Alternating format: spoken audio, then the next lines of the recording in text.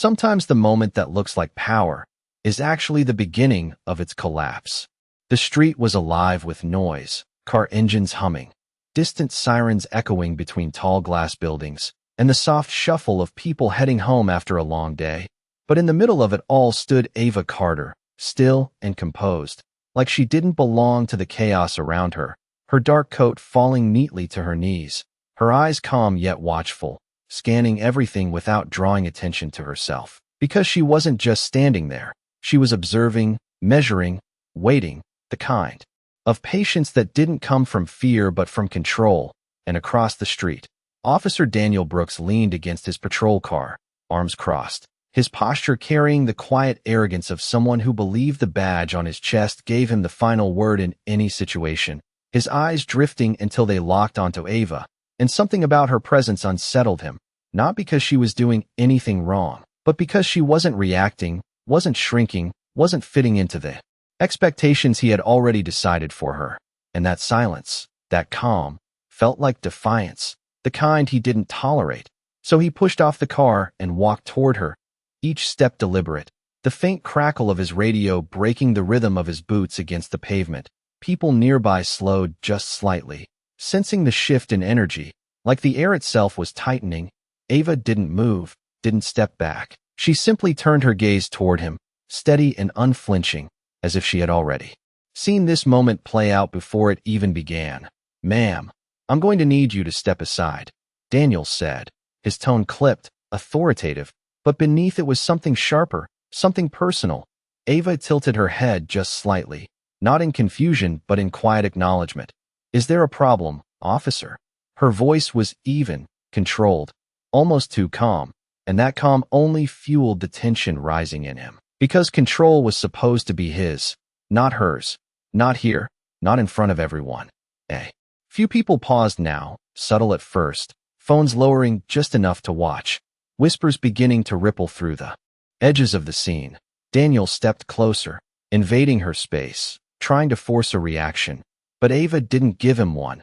Her hands relaxed at her sides, her breathing steady, her eyes locked onto his like she was reading something deeper than his words. And for a split second, something flickered in his expression, uncertainty, quickly buried under irritation. "I asked you a question," he pressed, louder now, and the world seemed to narrow around them, the noise fading into a distant hum, as if everything was holding its breath. Ava didn't raise her voice, didn't argue. She simply held his gaze, and in that silence, something shifted, something almost invisible, the faintest movement near her ear, a subtle glint that most people would miss. But it was there, a signal, a detail, a clue that this moment wasn't what it seemed. And as Daniel's frustration peaked, as the tension reached that fragile edge where anything could happen, somewhere in the distance, tires screeched against asphalt, fast, controlled, intentional, and Ava's expression didn't change, not even slightly, because she already knew, she had always known. This wasn't his moment of control, it was the beginning of his realization. The sound of tires cutting sharply across the pavement did not match the rhythm of the city. It was too precise, too controlled, and it pulled every eye toward the corner where two black vehicles slid into position with unsettling accuracy, doors opening in near perfect unison. And suddenly the air changed, not louder, not chaotic, but heavier, like something unseen had just stepped into the scene. Daniel Brooks felt it before he understood it. The way conversations nearby stopped mid-sentence. The way people instinctively took a step back without knowing why. But he held his ground, jaw tightening, refusing to let that flicker of uncertainty rise to the surface, because in his mind this was still his street, his authority, his moment. "Stay where you are," he said, his voice sharper now, directed at Ava as if saying it louder would restore control. But she did not move. She did not even glance toward the vehicles. Her eyes remained on him, steady, patient, almost knowing. And that was what unsettled him the most, not defiance, but certainty, as if she had already seen the end of this before it even began. Footsteps approached, measured and deliberate, not rushed, not aggressive, just controlled. And that control carried weight, the kind that did not need to announce itself. A man in a dark suit stepped forward first, his presence quiet but undeniable. followed by others who moved with the same calm precision, their eyes scanning, not the crowd, but the situation. And for a brief second, Daniel hesitated, not enough for anyone else to notice, but enough for something inside him to shift. "Officer," the man said, his tone level, not confrontational, not submissive, just firm. "We need you to step back." The words were simple, but they did not carry a request. They carried finality.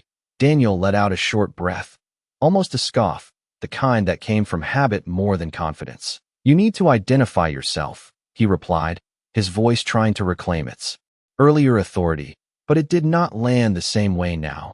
Not with the crowd watching, not with the silence pressing in. The man did not argue, did not raise his voice. He simply reached into his jacket and held up a badge, just long enough for Daniel to see. And in that brief moment, something inside him tightened, not fear, not yet, but recognition of something bigger than the situation he thought he controlled. His eyes flicked back to Ava, and for the first time, he really looked at her, not as a disruption, not as a problem, but as a variable he had not accounted for. She stood exactly the same, calm, grounded, untouched by the tension unfolding around her. And then she spoke, not loudly, not dramatically, but with a quiet clarity that cut through everything. "You are interfering with an active federal operation." The words did not echo. They settled, heavy and undeniable. The kind of truth that did not need repetition, and the world seemed to pause around that sentence. Daniel felt the weight of it before he processed it, his mind trying to catch up, to rearrange what he thought he knew into something that made sense. But it did not, because nothing about this moment fit the version of reality he had been operating in just seconds ago. The crowd shifted again, but this time it was different, no longer watching a confrontation, but witnessing a change, a reversal, subtle but irreversible. The man in the suit stepped slightly closer, not threatening, just present. "We will handle it from here," he said, and this time there was no space left for argument. Daniel's shoulders stiffened, his grip loosening without him realizing it, and in that quiet unraveling, Ava finally broke eye contact, not in defeat, not in retreat, but because she no longer needed to hold it. The moment had already moved past him, and somewhere in the distance, the faint hum of the city returned, but it did not sound the same anymore. The words did not fade. They settled into the space like something permanent, and for the first time since he stepped onto that street, Daniel Brooks felt the ground beneath his certainty begin to shift, not all at once, not dramatically, but enough to break the rhythm he had relied on for years, the rhythm of control, of assumption, of never being questioned. His eyes moved again, this time slower, tracing the small details he had ignored before, the way the agents stood, not tense but ready, the way their attention did not scatter but stayed fixed, the way no one spoke unless it mattered. And then back to Ava, who now seemed different without changing at all, the same posture, the same calm expression, but no longer part of the scene he believed he understood. She was the center of something larger, something he had stepped into without permission. "You should have identified yourself," he said. But the words came out flatter than he expected, not a command, not even an accusation, just an attempt to hold on to a version of authority that was slipping through his fingers. Ava looked at him for a brief moment, not with anger, not with satisfaction, but with a kind of quiet distance, like someone observing a lesson that had already been learned too late. "I did not need to," she replied, her voice steady, measured, each word placed exactly where it needed to be, and there was no argument in it. No need to prove anything, because the truth had already done that for her. The lead agent stepped forward slightly, his presence now unmistakable. "Officer Brooks, you will step aside," he said, and this time there was no room left for interpretation, no tone to challenge, just a clear boundary. Daniel hesitated, and in that hesitation the crowd saw it. The shift, subtle but undeniable. The moment when the man who had been leading the scene was no longer in control of it. A phone somewhere in the crowd captured it. The stillness, the silence, the realization forming in real time. Daniel exhaled slowly, his shoulders tightening before he finally stepped back. Just half a step, but it was enough. Enough to redraw the lines of the moment. Enough to confirm what everyone was beginning to understand, that this was no longer his situation to command. Ava turned slightly, her attention moving past him as if he were no longer the focus. And that was what landed the hardest. Not confrontation, not resistance, but being dismissed. By the very moment he had tried to dominate, the agents moved with quiet efficiency, one speaking into a device, another scanning the perimeter, their actions coordinated without urgency, because they were already ahead, always had been, and Daniel stood there, now part of the background he once controlled, his mind racing to piece together what he had missed, what signs had been there, what assumptions had led him here. The answer came slowly, not from them, but from the silence around him. From the way the crowd no longer looked at him with expectation, but with something else, something closer to realization.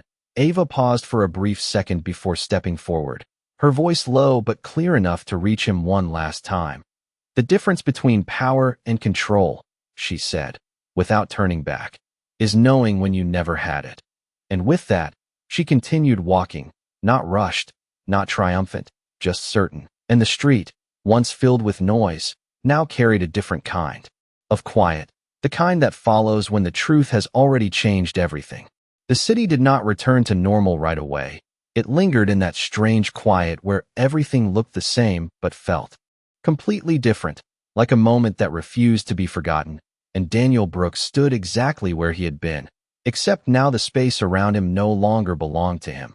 The weight of what had just happened settling slowly into his chest, not loud, not dramatic, just undeniable. He watched as Ava Carter moved forward with the agents, her steps measured, unhurried, as if none of this had surprised her, as if she had walked through moments like this before and knew exactly how they would end. One of the agents spoke softly into a communication device. Another handed her a small folder, and she took it without breaking stride, her focus already shifting beyond the street, beyond the crowd, beyond him, because for her this was never the main event. It was just a piece of something larger, something that had been unfolding long before he ever stepped into it. Daniel swallowed, his mind replaying every second, every word, every assumption he had made without question, and now each one felt heavier than the last, because they no longer made sense in the reality standing in front of him. A voice behind him broke the silence. One of his fellow officers stepping closer, hesitant, uncertain. "Dan, what just happened?" The question hung there, simple but impossible to answer, because the truth was not something he could explain in a sentence. Not anymore. He opened his mouth, then stopped, realizing he did not have the control over the narrative he once believed he did. Across the street, people were still watching, but their expressions had changed, no longer curious, no longer passive. Now they were aware of something deeper than a routine encounter, aware that what they had just witnessed was not about a single moment, but about something that had been there all along, hidden beneath assumptions and authority. Ava paused briefly near the vehicles, one of the agents leaning in to speak to her in a low voice. She nodded once, her expression calm, focused, as if confirming details already known, and then for just a fraction of a second, she glanced back, not directly at Daniel, but in his direction, a glance that carried no anger, no triumph, just clarity, the kind that did not need words to be understood, and that was what stayed with him, not the presence of the agents, not the shift in authority, but that look, because it reflected something he had not considered before, that this moment was never about proving her power, it was about revealing his misunderstanding of it. The lead agent turned slightly, addressing Daniel without raising his voice. "There will be follow-up on this interaction," he said, not as a threat, but as a statement of process, of accountability, something structured and inevitable. Daniel nodded slightly, almost instinctively, the reaction of someone who had spent years giving orders, now responding instead, and the difference was not lost on him. The agents began to move, doors closing, engines starting with quiet precision, and within seconds the vehicles pulled away, leaving behind the same street, the same buildings, the same fading light of the evening, but nothing felt the same. Daniel remained still. For a moment longer, the noise of the city slowly returning around him, conversations picking back up, footsteps resuming, but now every sound felt sharper, more defined, like he was hearing it differently for the first time. He looked down at his hands, then back at the street, trying to find something familiar, something that confirmed he was still in control of the world he thought he knew, but the certainty was gone. replaced by something quieter, something more difficult to ignore. And as he turned back toward his patrol car, the reflection in the window caught his eye for just a second. Not the uniform, not the badge, but the realization behind it. That power had never been what he thought it was, and now that he had seen the truth, there was no stepping back into the version of himself that existed just minutes ago. The next morning did not arrive with clarity. It arrived with tension, quiet and steady, like something waiting just beneath the surface. And Daniel Brooks felt it the moment he stepped into the station.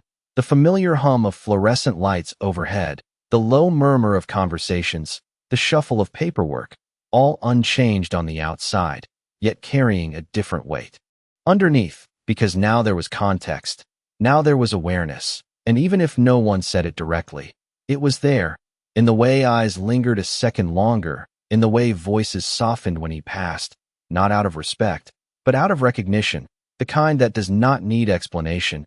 He moved through the room with the same posture, the same measured steps. But the confidence that once filled those movements had shifted into something quieter, something more deliberate. His desk looked exactly as he had left it, the report from the night before sitting neatly on top.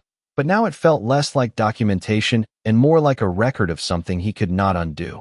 He sat down slowly, exhaling as his eyes moved across the page, reading his own words as if they belonged to someone else. Each sentence structured, controlled, careful, but missing the one thing that mattered most, the truth beneath the surface. A shadow passed over his desk, and he looked up to see Sergeant Miller, standing there, arms crossed, expression unreadable. "We need to talk." The words were simple, but they carried weight, not raised, not aggressive, just firm, the kind of tone that signaled something already in motion.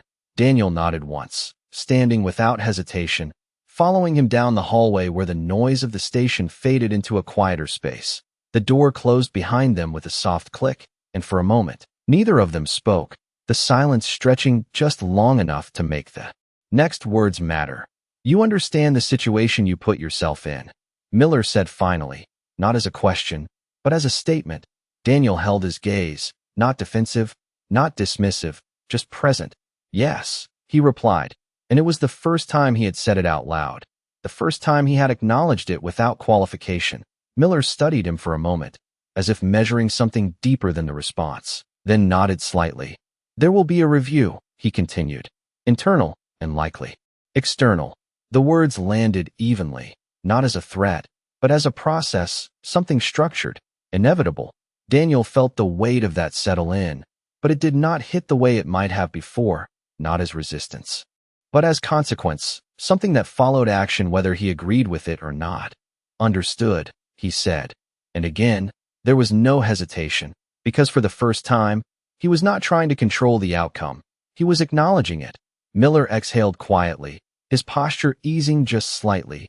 "What matters now is how you move forward," he added, and there was something different in that sentence. Not judgment, not dismissal, but a narrow opening, a choice. Daniel nodded again, slower this time, because that part was still unclear, still forming. He left the office a few minutes later, stepping back into the main room where everything continued as usual. But for him, the routine no longer felt automatic. It required intention now, awareness, the same awareness he had ignored before.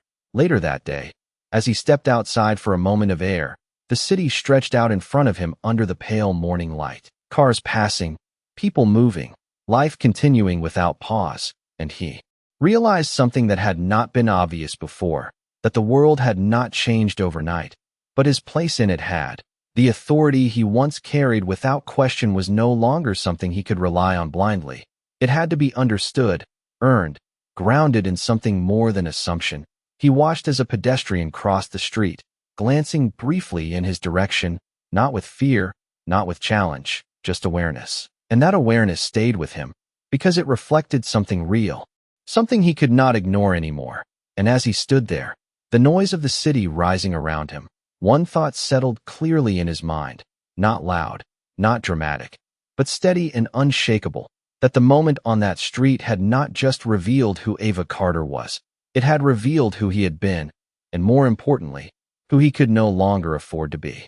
Time has a way of revealing what pressure alone cannot, and for Daniel Brooks, The following weeks became less about waiting for an outcome and more about understanding what had already changed within him. The formal review continued in measured steps, each meeting quieter than the last, each question more focused, not on the moment itself, but on the pattern behind it, the habits, the instincts, the assumptions that had once operated without challenge. And now, instead of resisting those questions, Daniel found himself leaning into them, not because he was trying to defend his actions, but because he needed to understand them, needed to trace them back to something real, something he could face without excuse. The room where those discussions took place no longer felt like a place of judgment, but a place of clarity, uncomfortable at times, but necessary, because every answer he gave forced him to confront a version of himself that had existed unchecked for too long. Outside those rooms, his presence at the station shifted in ways that were subtle but undeniable. Conversations resumed when he entered, but there was a different tone, less guarded, more neutral, as if the space between perception and reality had narrowed just enough to be noticed. And Daniel moved through it with intention, no longer relying on habit, but choosing each response, each interaction, with awareness he had not carried before. One afternoon, he was assigned to a routine call. Nothing unusual, a minor disturbance reported by a local business, the kind of situation he had handled countless times before. But as he arrived, something felt different, not in the environment, but in himself, the way he approached the scene, the way he observed before speaking, the way he allowed the situation to reveal itself instead of forcing it into a conclusion. The individuals involved were tense, voices raised, but instead of asserting control immediately, Daniel paused, listening, letting the space settle, and in that pause, something shifted. The tension eased slightly, the conversation opened, and resolution came not from authority, but from understanding. It was a small moment, almost insignificant compared to everything else, but to him, it marked something real, something tangible, a different way forward. Later that evening, as he returned to his patrol car, he caught his reflection again in the window, but this time, he did not look away. He held it, steady, not searching for who he had been, but acknowledging who he was becoming. The city lights flickered across the glass, blending his image with the world around him, and for the first time since that night, the reflection did not feel like a reminder of loss, but a sign of change, not complete, not perfect, but moving, and somewhere across the city, in a place far removed from the street where everything shifted, Ava Carter stood in a quiet office, reviewing a file that had nothing to do with Daniel Brooks. Her focus precise, her attention unwavering, because for her, that moment had already passed. It had served its purpose, revealed what needed to be revealed, and then it was gone, replaced by the next objective, the next responsibility, the next truth waiting to surface. She closed the file gently, setting it aside as she stepped toward the window, the city stretching out below, alive with motion, unaware of the countless moments like the one she had left behind, moments where power was tested, revealed, and redefined. She did not reflect on it with satisfaction or regret, because it was never about her. It was about the system, the people within it, and the choices they made when confronted with truth. Back on the street, Daniel started the engine, the familiar sound no longer carrying the same meaning it once did, because now, every action, every decision, every moment carried weight, not from expectation, but from awareness. And as he pulled into the flow of traffic, blending into the movement of the city, one thought remained steady in his mind, not loud, not overwhelming, but clear. That real power was never about control over others. It was about control over oneself. And once that truth is seen, it cannot be unseen. The final decision did not arrive with noise or spectacle. It came quietly, in a sealed envelope placed on a desk under the steady glow of fluorescent lights. And when Daniel Brooks sat down and opened it, there was no rush in his movement, no hesitation either, just a calm acceptance of whatever it contained, because by now he understood that the outcome was not something to fear, it was something to face. His eyes moved across the page slowly, taking in each line, each carefully chosen word. That outlined the findings, the conclusions, and the consequences, and while the language was formal, structured, and precise, the meaning beneath it was clear. His actions had crossed a line that could not be ignored. and the system he once believed would always stand behind him had instead chosen to hold him accountable. There would be disciplinary measures, mandatory retraining, and a period of reassignment. Not an end, but not a return to what had been either. Something in between, something that required change. Daniel exhaled softly, placing the paper down on the desk as he leaned back slightly in his chair, not in defeat, not in relief, but in understanding, because the outcome matched what he had already begun to accept, that authority without awareness leads to failure, and failure, when acknowledged, becomes a turning point, not a dead end. Later that day, he stepped outside the station once more, the air cooler now, carrying the faint scent of rain. The sky stretched wide above the city, clouds drifting slowly as the sunlight filtered through in soft, uneven patterns, and for a moment, he simply stood there, letting the stillness settle around him, not searching for answers, but recognizing that he already had them. They had been forming quietly since that night, shaped by reflection, by observation, by the realization that control is not something you impose, but something you practice, something you earn through discipline and clarity. A passing car slowed at the intersection. A pedestrian crossed with a brief glance in his direction, and this time, Daniel noticed it without attaching meaning to it, without assumption, just awareness, just presence, and that difference mattered more than anything written in the report he had just read. Across the city, in a secured building far removed from the noise of the streets, Ava Carter stood once again by a window, the skyline reflecting in the glass as she reviewed another case. Another operation unfolding with its own complexities, its own hidden truths waiting to surface. Her focus remained steady, untouched by the events that had already passed, because for her, each moment served its purpose and then became part of something larger, a system that required constant vigilance, constant integrity, and above all, clarity. She paused briefly, not to reflect, but to recalibrate, her hand resting lightly on the file in front of her before she closed it. The decision made, the next step already clear, and as she turned away from the window, the city continued below, unaware of the quiet shifts happening within it, unaware of the countless moments where truth revealed itself in ways both seen and unseen. Back on the street, Daniel began walking toward his patrol car, his steps measured, not weighed down, but grounded, the reflection in the window catching his eye once more, and this time, he did not search it for answers. He recognized it for what it was, a reminder, not of who he had been, but of what he had learned. The door opened with a familiar sound. The seat felt the same, the controls unchanged, but the perspective behind them had shifted in a way that could not be reversed. He started the engine, the low hum steady beneath him as he pulled into the flow of traffic, no longer trying to control the moment, but moving within it with awareness he had not carried before. And as the city lights flickered on one by one, casting reflections across the windshield, one truth settled clearly, not as a lesson spoken out loud, but as something understood deeply. That power is not proven in the moments where no one challenges you. It is revealed in the moments where you are forced to see yourself clearly, and what you choose to become after that is the only thing that truly matters.